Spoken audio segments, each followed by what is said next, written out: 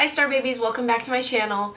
Today I'm going to be doing another installment of my Cosmic Chemistry video series, which is basically where I answer your questions and requests about zodiac romance between signs. This is my personal experience and opinion, so if you get butthurt about it, as I always say in every video, I'm not going to apologize because you've clicked on a video that's like obviously someone's personal point of view and personal standpoint and opinion on it. So today I'm going to answer 5 pairing questions. I'm just going to try and go through them with my initial reactions. If you guys haven't seen these videos before, I just talk a little bit about what I think about these couplings and struggles you might face and so on and so forth. Again, I always say don't be discouraged. I don't mean to say anything to suggest that astrology rules your life. We all have free will and we all can make amazing lives for ourselves. So please don't take anything too seriously. These are just kind of my first opinions about synastry between simply sun signs. So Aries and Capricorn, we've got a fire and an earth sign. When I think of Aries and Capricorn, I think these are some of the strongest personalities of each of their element. I definitely think Aries being the first sign in the zodiac and the first fire sign to appear in order, in the order of the zodiac. I mean, Aries are, in my opinion, the most fiery fire sign, just the most forward. They basically encapsulate, they're like a serum of all the fire sign kind of qualities. They're just very concentrated fire signs. And Capricorn, honestly, I feel that way too. I mean, earth signs have a little bit more dimension sometimes. Like I think even though they're both earth, Taurus and Capricorn can be very, very different. Very different. Like Taurus can be very indulgent and Capricorn can be the opposite, you know, kind of stingy or overly aware of what's going on in their lives and their health and not to indulge in things like that. So Capricorn, I guess, is not so like extreme earth, but for an Aries and Capricorn, I would think that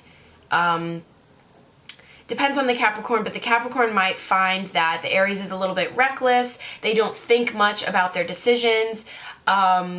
They, you know, if they start being together, you know, in a relationship, the Capricorn might find the Aries a little bit immature sometimes or dislike the way that they deal with arguments or being angry or anything like that.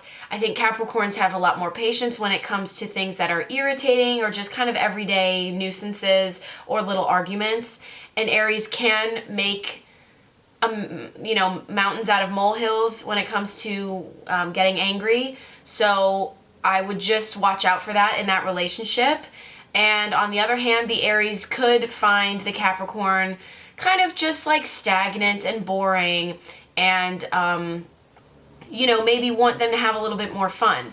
With that being said, the differences between signs are often the ways that we grow most and that we, you know, find very special gifts from the relationship. You know, people who are different from us give us amazing gifts. So I think an Aries can bring a lot of excitement into a Capricorn's life.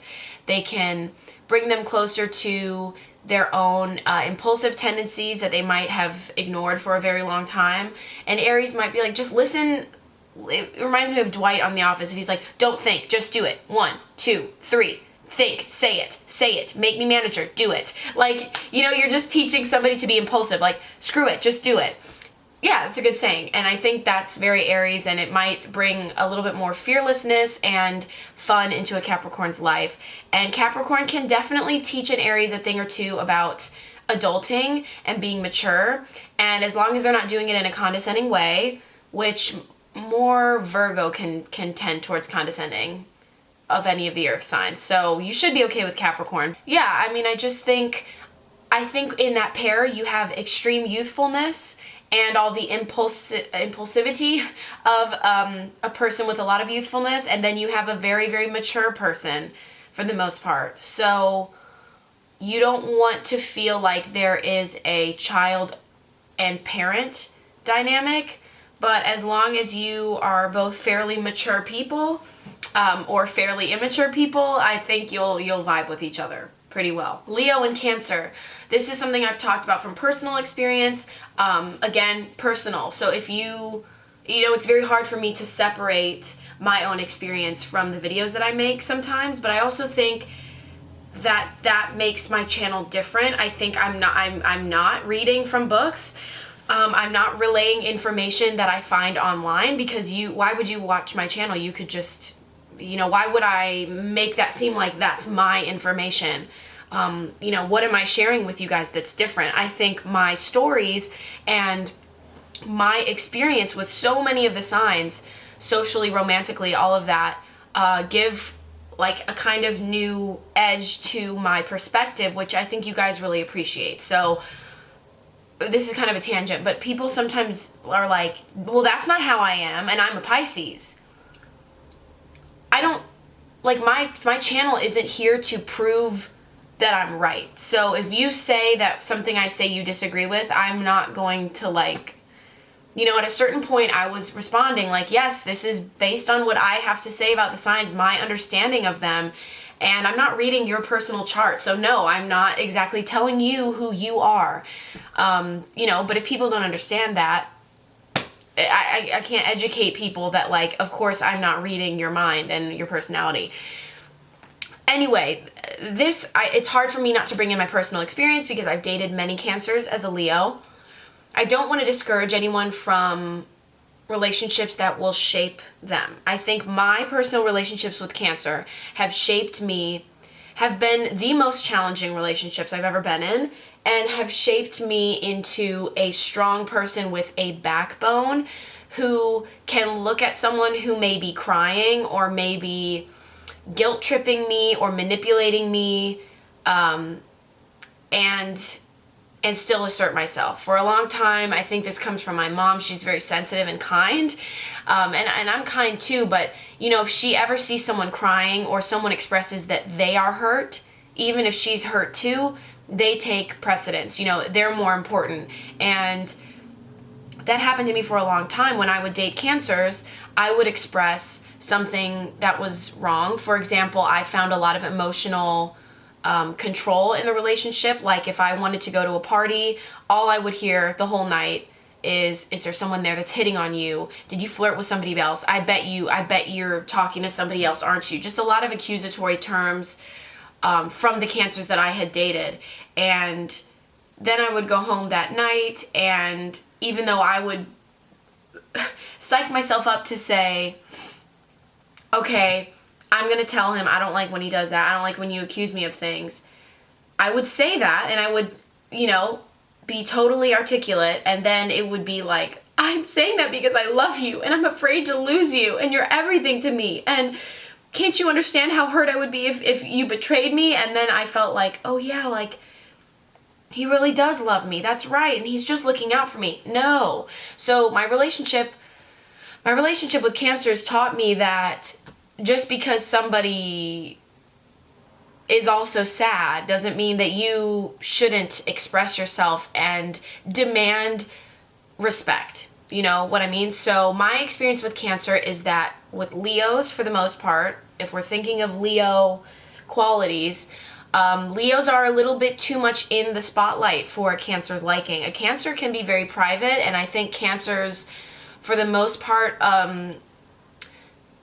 depending on their experience and everything, can be kind of distrustful. And if they see that their Leo is in the spotlight, Leos like to flirt, Leos like attention, a Cancer might not understand that. A Cancer's like, I only want attention from the people that I really care about. And Leo just wants attention from everybody. Does that mean they're just going to cheat on me? Does that mean that they're going to betray me because I can't handle being betrayed because I love them so much, and what am I going to do? I understand that because that's a Cancer's personality. So that dynamic to me is very much opposite. I think maybe if you have a double Leo who might be a little shyer or might be a little bit more, or a Leo with something in their chart that, some water in their chart or even some earth, that would be great. But straight up these qualities of these signs, I think personally don't mix well. I think Cancer would find Leo too showy, too loud, obnoxious. Why do you always have to be flirting with other people? And in turn, that would possibly create a situation of emotional abuse and control. Basically telling the Leo to tone it down, maybe isolating them from their friends. That's the experience I get. And then the Leo is going to lash out by, the Leo's going to learn exactly what makes the Cancer tick as far as how to hurt them. So if the Leo wants the Cancer off their back, they might say some really hurtful things to just get them to leave them alone for a second. And in my opinion, overall, it's a very argumentative dynamic. It can often feel like both parties are being misunderstood. The Cancer's like, you don't get it. You don't get why I'm hurt. You don't get where I'm coming from. I'm just being cautious. And the Leo's like, no, you're controlling me. You don't get it. You don't trust me. Like, if you don't trust me, that's your fault. And it's a lot of misunderstanding because inherently they are very different. Again, not trying to be discouraging. That's my point of view. You asked me, so I'm sharing. Aquarius and Leo. Aquarius and Leo are opposite signs, so they often make for great friendships. As I've spoken in videos before, I haven't really had incredible relationships with Aquarians because I think I only literally have one planet in Leo, which is like, well, the star, the sun.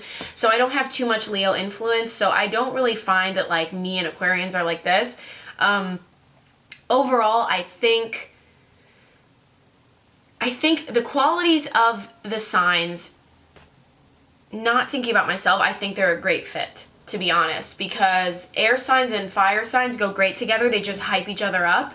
Plus, many Leos can be a little bit shallow in the sense that they don't like to deal with things, for example, like Scorpio, that are really deep, emotional. Everything has weight, everything has meaning and gravity, and it's just like so, you just are so deep in it. And Aquarians and Leos, just as sun signs, aren't really into that stuff. They just kind of want to have fun, have a good time.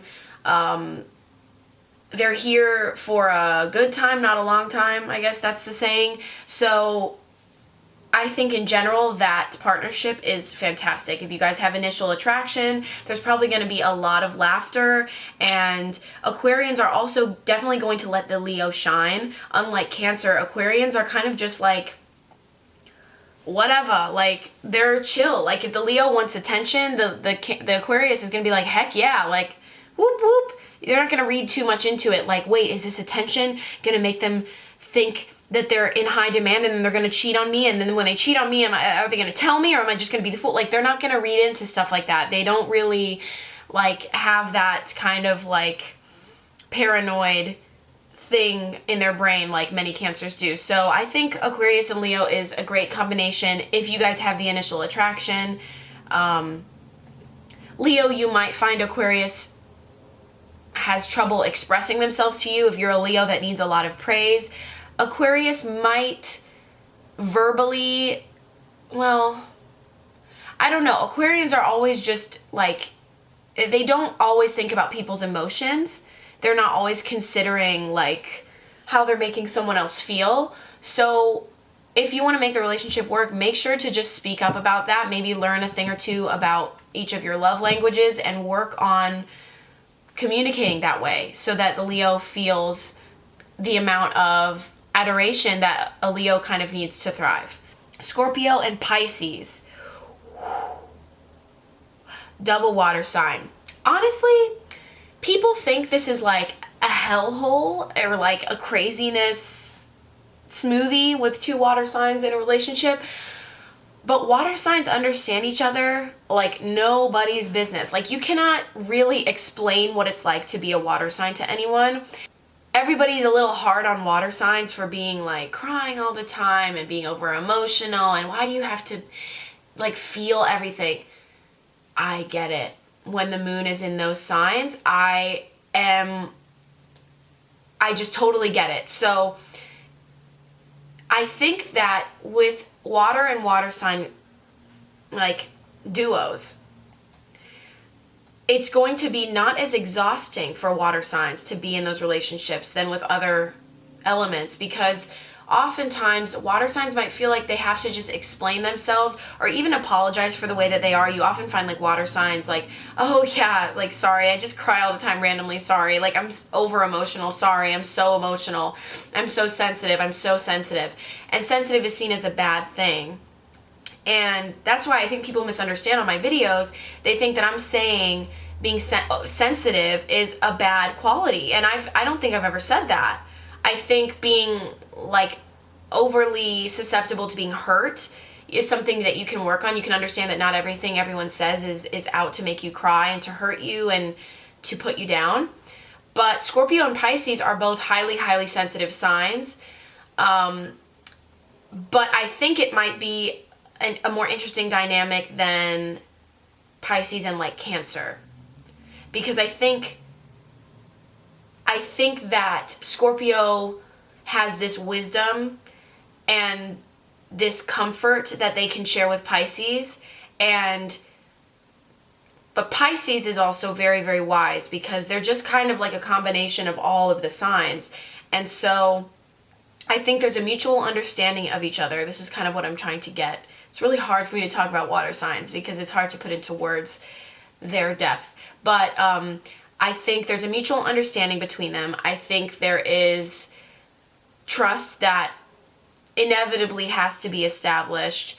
On one hand, the Scorpio might be a little paranoid of Pisces because Pisces are kind of all over the place and can be wishy-washy, as I've said, or they kind of, you can't really pin them down for a little bit. So Scorpio might be a little scared that they're going to get hurt by the Pisces. But over the course of the relationship, that will prove itself to be true or not. And I think either way, it's a risk to take as far as relationships go, to try a water sign thing if you're pulled towards that, because there are just great lessons. And either way, I think it will be such a breath of fresh air as a water sign to just be understood, to not have to explain yourself so much to other people, to not have to apologize for the way that you are or your responses to things or to life. I think Scorpio will be a wonderful protector of Pisces. Not that anyone needs to be protected, but this kind of like a guardian vibe. And Pisces can bring out the creative side to Scorpio that we all know Scorpios have. Pisces are just kind of so good at just expressing themselves and being a little bit childlike, and I think that Scorpio could use that. They're a little bit in their shell. Sometimes they're a little bit shy or very private, and I think a Pisces could expand Scorpio's creativity and expression. I would say be careful not to cry too much, but that's not what I'm trying to say. Some signs like Scorpio can tend towards pessimism, and so make sure that while you're with your Pisces, if you're the Scorpio, make sure to work on optimism. It's completely up to you. I really think that we can work with everything that we're given in our charts. I think that is the reason we have charts, is to understand ourselves and understand our shortcomings and our path in life. And, I was reading a book and it basically said at one point, we won't be influenced by our chart at all if we do the right work, we won't have to say, well, I'm like this because da-da-da-da. You do the work for it. So Scorpio, make the conscious decision to be positive and to be a little more lighthearted. And that way your relationship will be emotional in a beautiful way rather than in a very draining way. Even though you guys don't easily get drained from that stuff like other people, you want it to be a happy relationship. So make sure that you add a little bit of light to it. And last pairing is Sagittarius and Taurus. I think a Taurus is a great match for a Sagittarius because I think that Taurians are very patient. Sagittarians can often have a difficult time committing or even falling in love, allowing themselves to fall in love. And luckily, Taurians are very patient when it comes to that. And they can be very, very loyal people. And so once there's this bond established between them, the Taurian will gladly wait until Sagittarius is kind of ready to fall.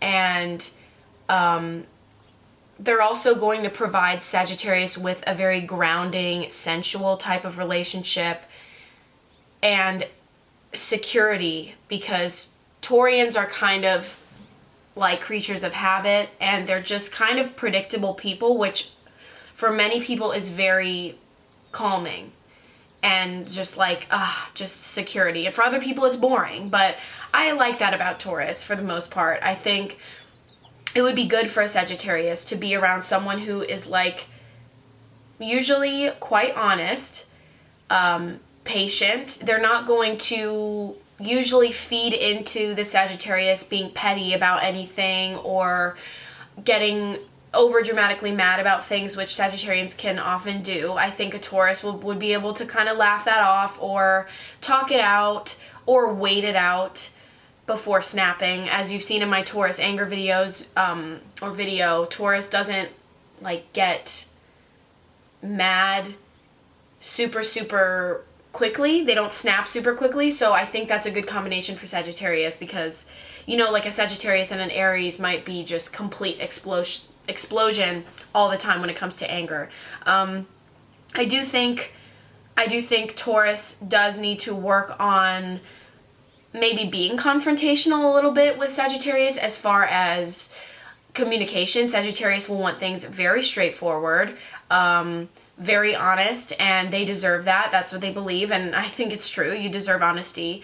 And I also think it makes for an interesting dynamic because Sagittarians and Taurians are some of the most know-it-all signs. As far as, it's so funny, people call me a know-it-all on YouTube, and I'm like, why did you click on my video? I'm clearly giving you information that I know. I don't think that, it's just funny. Anyway, Sagittarians know it all. They like get mad if you try to prove that they don't know it all, and they love being right. Like they love being like, I had a hunch that you liked her and I found it out and I was right. So ha. And Taurus is just kind of like so stubborn that them changing their understanding of a concept or anything, like, say that a Taurus believes the earth is flat. It's going to be real hard for them to believe the earth is round simply because that's the way they've believed it, you know, that's the way they've seen it for years and years and years. So that might be interesting when there's a disagreement. Who's going to be right? I think as long as you have honest communication, you know, the hard parts you can overcome. Sagittarius will learn, hopefully, in this relationship to slow down, to enjoy the sensual pleasures of life, to not always be thinking like one step ahead, and to also, it's a good place for Sagittarians to be vulnerable because it isn't like over emotional. It's not like a Cancer being like, cry for me, like prove you love me, like I don't see any tears in your eyes, like you must not like me, because that's how Cancers kind of express.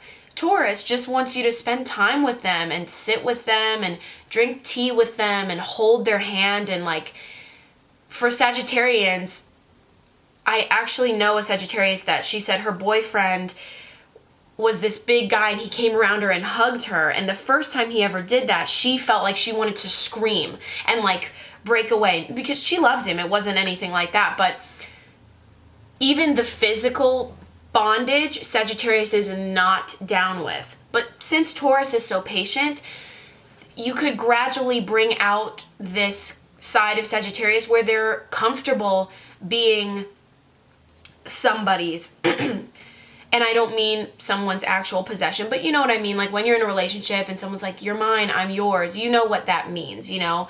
And they might be eventually comfortable being like that, or being held, or just sitting for long periods of time with someone, looking at them, you know, maybe even sitting in silence. I think Taurus can bring a lot of balance to a Sagittarian's life, and Sagittarius can teach Taurus to speak their mind, to change their ways, to be a little bit more open to changing opinion or changing life, and trying new things, traveling, seeing new places. I think overall, I mean, I always like to see the positives in relationships. I think overall, it's a relationship that could totally work out, of course, between the right two people. So I hope you guys enjoyed this cosmic chemistry video. My new single, Forbidden Fruit, is out. It's this awesome pop reggae song that I did with Gio. I'm going to link it below. Please add it to your playlist, listen to it, share it with your friends. It would mean a lot. Thank you guys so much for watching, and thanks for your patience while I've been settling in here in Utah. It's been a little bit nuts, getting used to the schedule of rehearsals and just kind of like the physically demanding schedule that I have. But I'm finding time, obviously, you know, I have a little bit later of a rehearsal today, so I'm finding time every few days to really commit to, will recommit to my channel. So I really appreciate you guys being so patient. Please follow me on my social media. I'll put all my little handles down below. I hope you guys are having an amazing week, and I love you so much. Talk to you soon. I almost kissed early. Mwah. Bye, guys.